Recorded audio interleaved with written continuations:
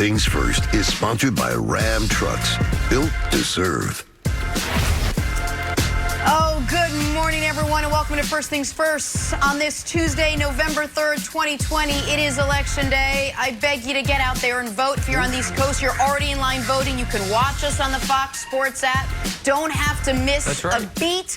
And we've got a great 2 hours of show for you to keep you entertained as you are getting ready to vote, or maybe you have already. Let's start with a little Monday Night Football last night. This was a better game than most people expected. Giants and Bucks. Tampa favored by like 12 and a half. You wouldn't know it last night. They took a stop on a 2-point conversion to barely come away with a win in regulation over the Giants. Flag was thrown, but it got picked up after further review.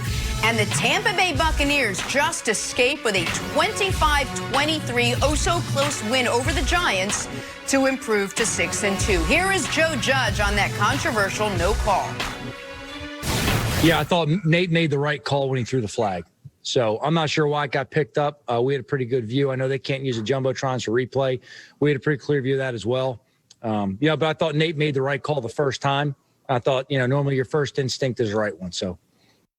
All right, Brandon, start with you. What'd you make of that no call at the end of the game? Great call, Jenna. I'm glad that they picked it up. That's on Daniel Jones, Nick. He was late with the ball. Oh, that's true. Okay, that's first and foremost. He was late with the ball, and he threw it behind him. So that's on Daniel Jones. Yeah. I'm glad that the refs didn't get in the way from Tom Brady keeping this team on track, Nick. Okay. Look at this. Look at the ball. Yeah. It's behind him. No one disagrees with that. His first read is to the flat.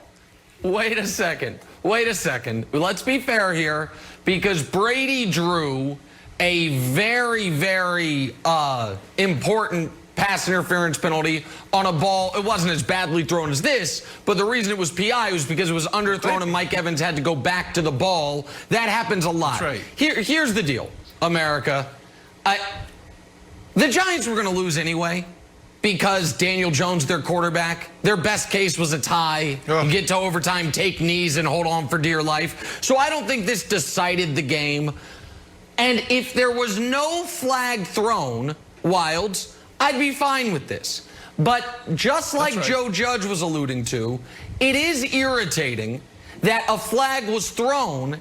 And in my mind, when a referee sees a penalty and throws a flag, the only reason that flag should then be picked up is if there's new information presented, like the ball was tipped at the line of scrimmage, therefore pass interference can't exist, or you didn't see another penalty in the illegal pick play, something like that. Bang, bang. When you see a bang-bang play and you throw the flag, then I think you have to stick with that call, Wilds. I wouldn't, to be clear, I wouldn't be here saying they should have thrown a flag had they never thrown the flag. But because they threw it, I don't know how you pick that up, Wilds. That's right. When you throw it and then you have your little conversation, what do you say? Like, it's either A, I accidentally threw it, or you just get sunned right in the little referee meeting where it's like, pick it up. Like, okay, I'll pick it up. Like, I had a better angle on it. No, you didn't. I threw the flag. And Brandon, I'm surprised you're not sticking up for wide receivers here. Just because the ball is not perfectly placed, you still have a right to make a play on the ball, don't you? This is on your guy. This is your team. This is on your guy. You need to talk to Daniel Jones and say, look, buddy, your first read is the flat. Why are you hesitating? Throw the flat right away, and now you're tying the game up. But he didn't do that. Then he also threw it behind the guy. Throw it out to the pylon. You are taught as the quarterback. These are the fundamentals. Brandon, throw this ball to the front pylon. Brandon, if that was you and the ball was thrown a little bit behind you, you would be okay and be like, it wasn't a pass interference. Granted, I didn't get a chance to make a play on the ball, but my buddy Jay Cutler can throw the ball 100 miles an hour, so it's not a big deal. I feel like you would be furious if this was you. Of course I'll be flopping. Of course I'll be asking the ref to throw the flag and it was a pass interference. Of course I would. But when you look at it on film, it's not a PI. It was a bang-bang play. He got there right away. He didn't. If he violently ran into the guy, then it's a different conversation, Nick. But that was not the case. This was a great no call. The flag Oh, but it wasn't a no call. That's the problem. The problem is a flag was thrown and then they overturned it. And just Jenna quickly, Wild said, what happens in that conference? I think the third option is the most likely, which is in that conference, the refs get together and say, fellas, picking this flag up sure would help Thomas Edward Patrick Brady.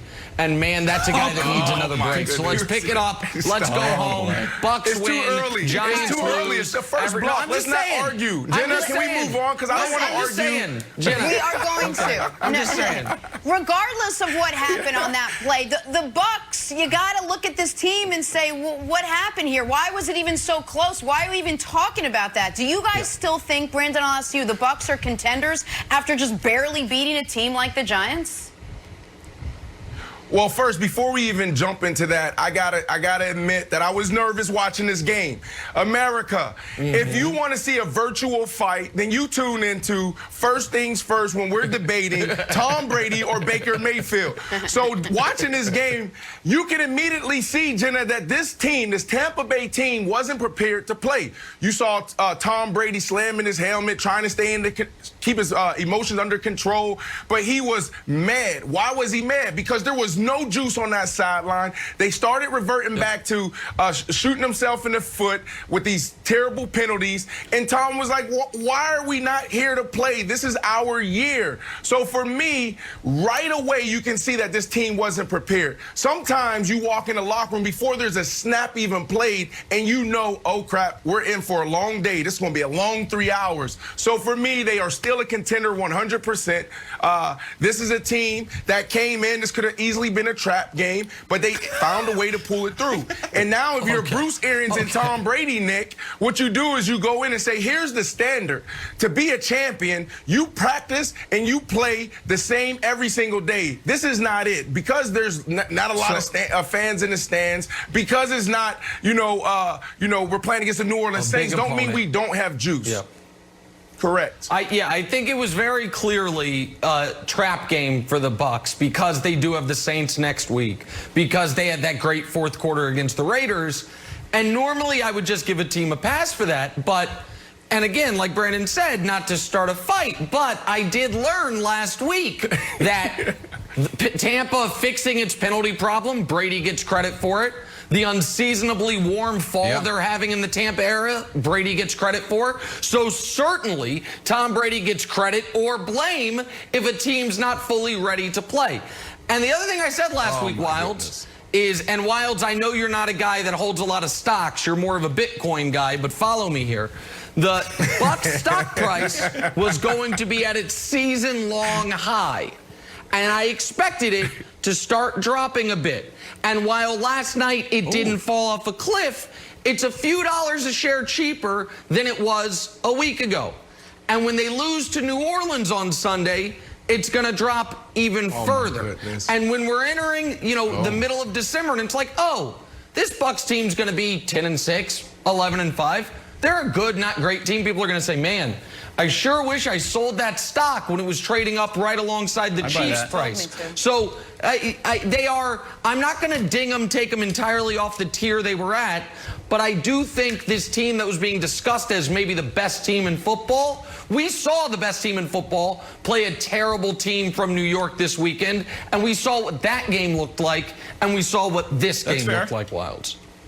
That's good. That's a good take. I'm still, if the Bucs stock continues to drop, I'll buy some. But right now, I'm happy. I'm happy with my position. Katanik, before we go to break, can we show the Brady slamming his helmet video real quick? Because Brandon, when I watched this, it reminded me of you when you said when you went to the sidelines and were frustrated, you knew that there were going to be a bunch of cameras on you. Because he's so mad, he's like, no, I'm not going to slam it. I'm not going to slam it. Yes, I am. I'll slam it here. I'm not going to slam it on like the helmet holders. There's like, he can say, no, don't do it. Don't do it. No, now I should do it. No, I'll do it. So I do. That's my favorite play. All right. Well, as angry as Brady was, he still got the win last night. Something Bill Belichick has not done much of this year. Check out this scene. That's a smile, I think, on Bill Belichick. That was a long time ago, gentlemen. So how does Bill explain all that success today? No, this will be us after the Jets win. Wait till you hear it. Next, first things first.